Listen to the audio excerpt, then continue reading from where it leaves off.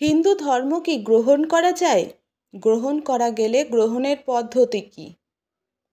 পৃথিবীর সবচেয়ে প্রাচীন ধর্ম সনাতন ধর্ম। সকল ধর্ম, মত, পথ ও উপাসনার পদ্ধতি এসব কিছুরই উৎসমুখ হচ্ছে এই হিন্দু ধর্ম।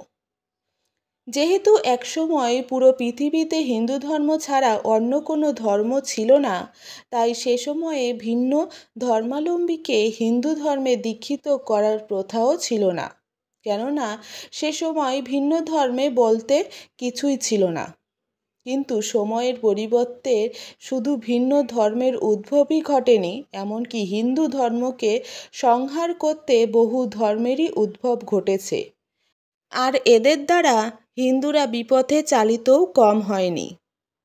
মহামানবরা যেমন সমাজ সংস্কারের জন্য কাজ করেন, তেমনি সময়ের প্রয়োজনে কিছু পদ্ধতি ও সম্প্রদায় সমাজের জন্য নির্দেশ করেন। খ্রিস্টীয় চতুর্থ-পঞ্চম শতাব্দীর দিকে তেমনি একজন ঋষি আবির্ভাব ঘটে। যদিও 1200 খ্রিস্টাব্দে ভারতে আনুষ্ঠানিক ইসলাম ধর্মের রাজনৈতিক বিস্তার শুরু হয়, কিন্তু মূল কাজটি শুরু হয়েছিল বেশ পূর্বে। আর ভিন্ন ধর্মে চলে যাওয়া হিন্দুদের নিজ ধর্মে ফিরিয়ে আনতে এবং ভিন্ন ধর্মের মানুষকে হিন্দু ধর্ম গ্রহণের পদ্ধতি লিপিবদ্ধ করেন এই মহান ঋষি দেবল। তার রচিত দেবল স্মৃতিতে হিন্দু ধর্ম গ্রহণের পূর্ণাঙ্গ বিধান দেওয়া আছে।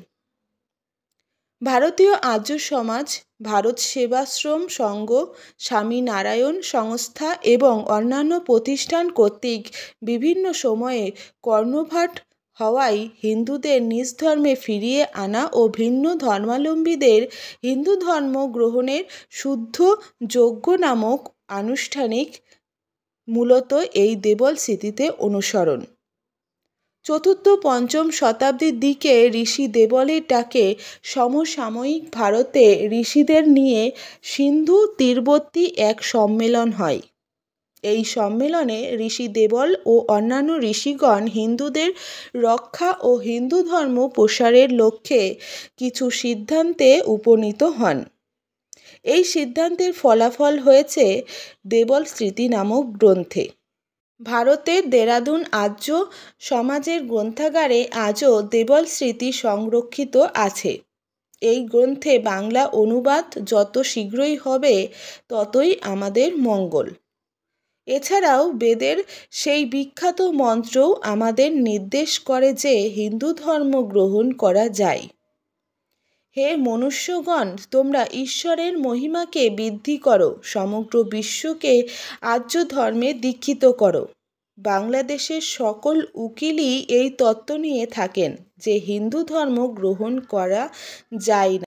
আর সে কারণে অনেকে প্রেম বা ধর্মবোধ যে কারণেই হোক হিন্দু ধর্ম গ্রহণ করতে চাইলে গ্রহণ করার পথ খুঁজে পায় না।